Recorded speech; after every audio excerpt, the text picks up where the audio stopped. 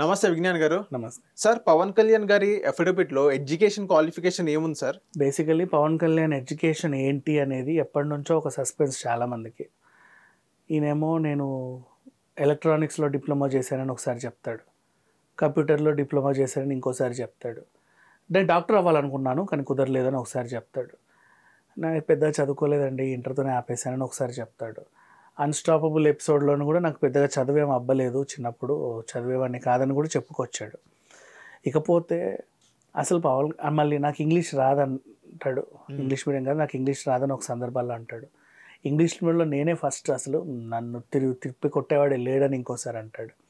అరే పుట్టకో మాట చెప్తున్నాడు, పుట్టకో క్వాలిఫికేషన్ చెప్తున్నాడు, అసలు నేను ఏం చదివాడబ్బా అని అందరికీ బయట వాళ్ళకి ఒక కన్ఫ్యూజన్, సొంత ఫ్యాన్స్కి కూడా కన్ఫ్యూజనే. నువ్వు పవన్ కళ్యాణ్ ఫ్యాన్ కదా, ఏం చదివాడో చెప్పండి, అదే అదే అదే నాకు తెలియదండి అంటాడు.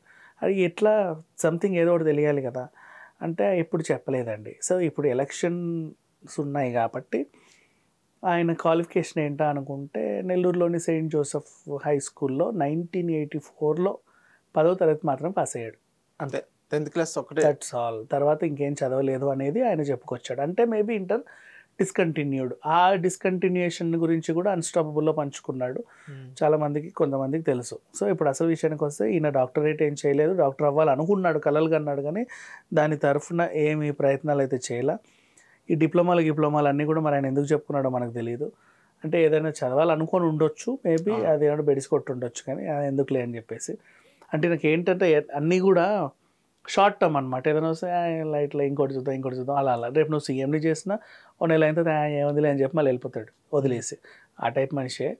సరే ఏదేమైనప్పటికీ మొత్తానికైతే ఈయన చదువు గురించి, ఎడ్యుకేషన్ క్వాలిఫికేషన్ గురించి ఈ ఎన్నికల కేంద్రంగా బయటపడింది. కాకపోతే ఇది నిజమా కాదా అనే తర్జనభర్జనలో కొంతమంది ఉన్నారు. ఎందుకు చెప్పనా, నిన్న నీకు ఏమున్నాయి ఆస్తులు చూపించు అంటే నాకు అప్పులు ఉన్నాయండి అని ఒక 15 లిస్ట్ ఇచ్చాడు. అవును, అందులో అన్నీ ఏమున్నాయంటే ఈ సినిమా కంపెనీలో ఆయనకి ఇచ్చిన అడ్వాన్స్లు, మైత్రి మూవీస్, ఆ మూవీస్, ఈ మూవీస్, ఆ మూవీస్ అని మొత్తం ఇట్లా ఇచ్చాడు అనమాట. డివి విధాని ఇచ్చాడు, వాళ్ళు ఇచ్చారు. నీకు ఇచ్చింది రెమ్యునరేషన్, అడ్వాన్స్, దాన్ని నువ్వు అప్పుగా ఎలా చూపిస్తావు? నువ్వు మళ్ళీ వాళ్ళకి ఏమైనా ఇవ్వాలా? కాదు కదా, తెచ్చావుగా, నువ్వు మళ్ళీ వాళ్ళకి సినిమా ఇవ్వాలి, యాక్ట్ చేసి పెట్టాలి, అవునా, కెమెరా ముందు వెళ్ళి 2 గెంతులు వెళ్ళాలి, సరిపోయింది. అంతేగాని అప్పుగా ఎలా చూపిస్తావు? తెలివితేటలు ఇవన్నీ. సరే, సో ఇది అలా చూపించాడు కాబట్టి క్వాలిఫికేషన్ కూడా ఏదన్నా సానుభూతి కోసం అలా పెట్టాడా?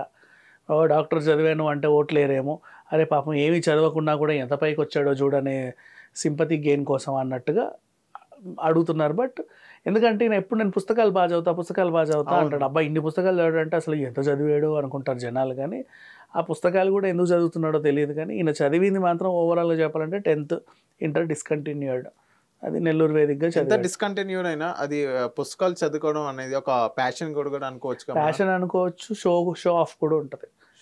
ఊరంతా పుస్తకాలు తెస్తే నువ్వు అన్ని పుస్తకాలు చదవాలని లేదు, ఎప్పుడు ఇట్లా పెట్టుకుని ఇట్లా ఫోటో ఇచ్చుకుంటే సరిపోతుంది.